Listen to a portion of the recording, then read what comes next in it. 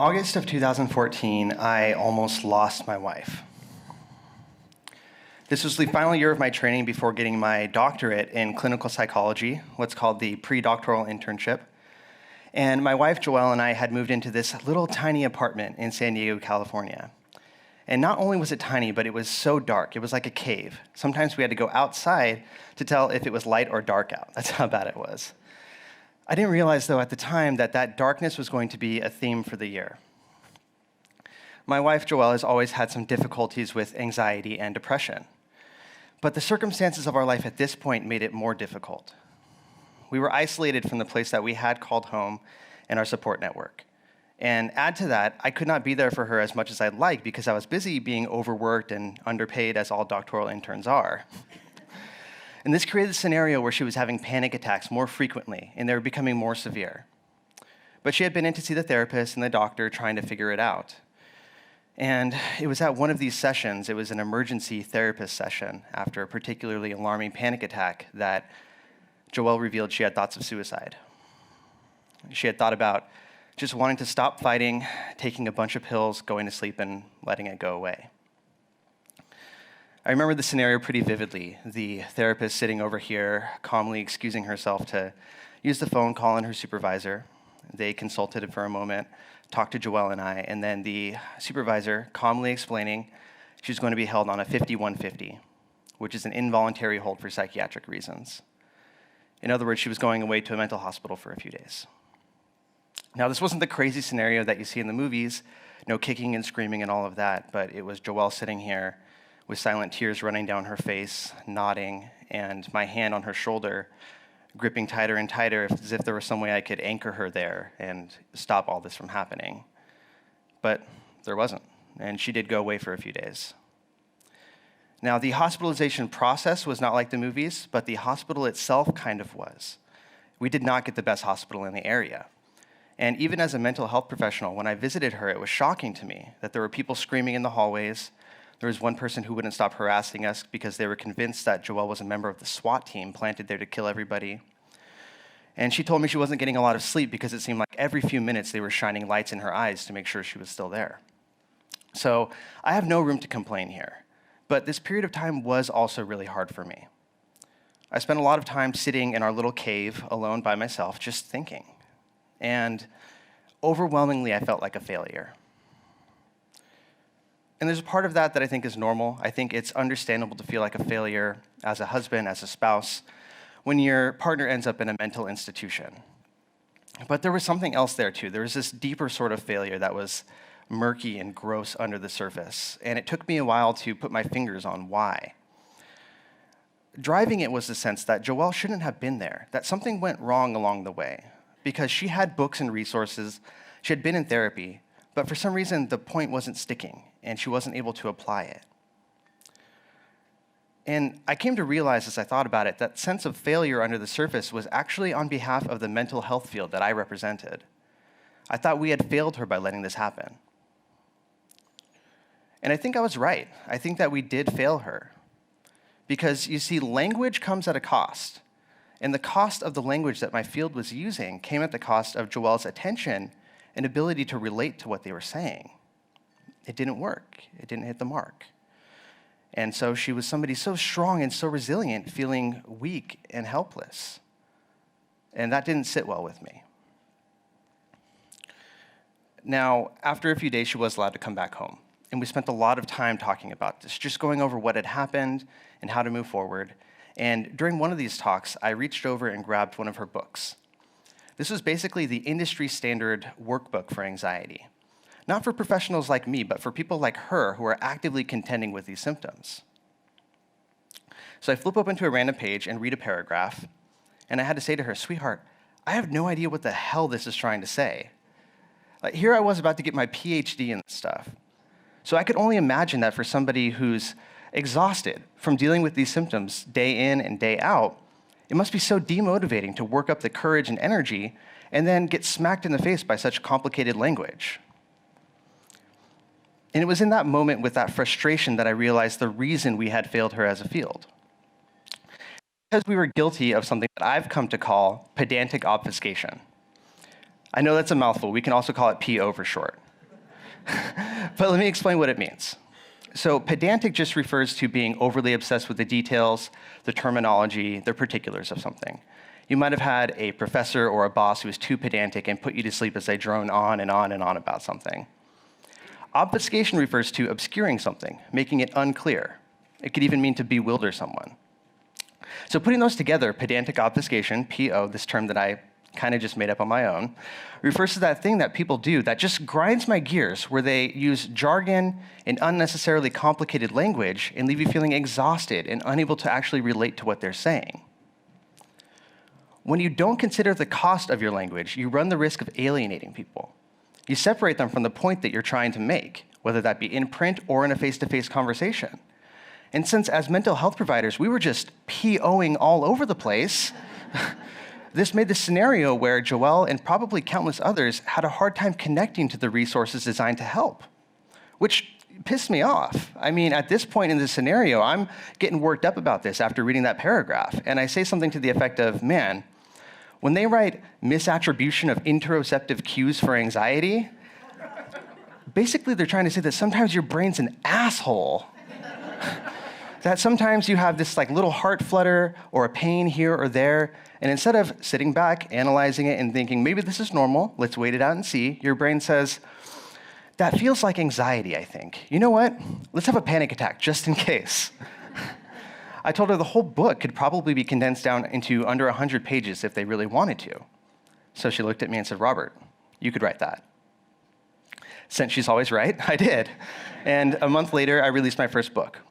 Now, my series is a self-help series for people that typically hate self-help. It uses straightforward language, it's spelled out, has a healthy dash of my own terrible humor in it, and I can't tell you how amazing the feedback has been. People really connected with my personal attempt to cut the pedantic obfuscation and understand the opportunity cost of my language. The reason I'm telling you this is there's an opportunity there. There's an opportunity to reach people who might not otherwise hear your message because they can't get through the words being used. This is really important in the field of mental health. We're in the business of reaching people. And to make our resources exhausting to get through, that shows we're not truly empathizing with people. And I think it's an issue in a lot of other areas as well. Coming from an academic background, I wanted to dive into the research a bit. See, is PO an issue in other areas? And man, it definitely is. There's a lot of research out there. One line of research that caught my eye, though, is in the medical field, looking at the impact of unclarified medical jargon. So words or terms that your doctor might use, but they don't clear up for you. There was one study that blew my mind. So these were people that were about to be getting major surgery. And they had a preoperative appointment where the doctor explains everything to them beforehand. Now, they were tested after this session on their comprehension of 10 commonly used medical terms that were thrown around during the session. 60% of the terms used weren't adequately understood by the people studied. So that means over half of the terms used, these common medical terms used in this explanation session, were not understood by the people that were trying to get that information, which blows my mind, right? But as I think about it, a lot of you have probably had the experience of being in with a doctor or maybe even in a business meeting and having some jargon or a certain term thrown around that you don't completely understand. But you don't want to ask for clarification because you don't want to sound stupid. You are not stupid. That expectation to sit back and passively accept the information without fully understanding it, that's stupid. The impact of language in a medical or mental health setting can be dangerous. In other situations, the cost can be, well, money. I've definitely had the experience of going to the mechanic for my car and feeling like they intentionally throw me off with the language that they use. Because when you don't fully understand the language, you can't participate completely in the conversation. It becomes a one-way street instead of a transaction. So in this situation, I'm left paralyzed, unable to respond, while the mechanic reads this gigantic list of things that apparently need fixing right that moment, and a huge price tag at the end. Now, this is not a new issue.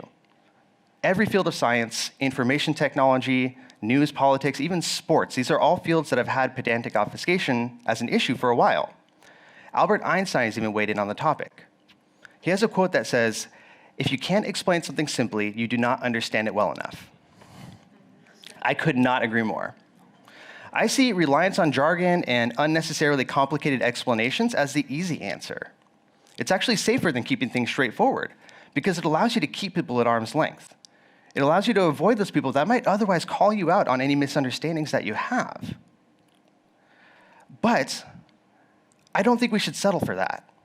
I don't think we should settle for lofty, confusing explanations for things that could be distilled down into succinct language with a little bit of room for personality. I mean, at what point in time do we have to stop being real people when we talk or when we write things? So if you're an expert or a thought leader or even just passionate in what you do, ask yourself if you too are distancing people through the language that you use. Sometimes this is on purpose. In therapy or testing, I might use a jargon term like malodorous instead of saying that somebody stunk really bad. That's me distancing myself from that point on purpose. But often, I don't think it's on purpose. I think it's an automatic process that we use to keep ourselves safe from criticism. So instead of asking yourself if something sounds smart or it sounds professional, ask yourself how you can reach people. Join me in saying hell no to PO. And here's how you can start that. Here's how you can check where you fall on that PO meter. Next time you have a meeting or you're writing an email, before you dive into your next written project, ask yourself 3 questions. 1, do we already share a language? If you have a language, a vocabulary that you share with somebody and it serves the purpose of actually simplifying things, by all means use that. In my professional work with my partner, I would much rather say that somebody has executive functioning deficits and fluent aphasia, rather than saying, well, they had a hard time paying attention, and when they were met with distractions, their productivity dropped, and when they talked, it didn't really make sense, but if you weren't listening closely, it sounds like it should have made sense. There's 2 phrases that mean the same thing, so I should use that. The thing is, you need to be sure. Don't assume. Ask the question of whether you share that language. Question 2, how could I say this to my best friend or romantic partner over a beer, or a coffee, or kale smoothie, your beverage of choice? Your best friend or romantic partner is somebody who probably wants to hear you out, but they do not want the overly complicated version. So as you're picturing yourself saying something to them, or reading through something, having them read it, if you see them crinkling their brow, clearly struggling through your language, or conveniently being distracted by their phone as you're talking, you might be veering off into PO territory and need to reel it back in a little bit. The third question is a simple one. How would I like to receive this information? There's no reason you need to be putting out information or resources that you would never want to consume yourself.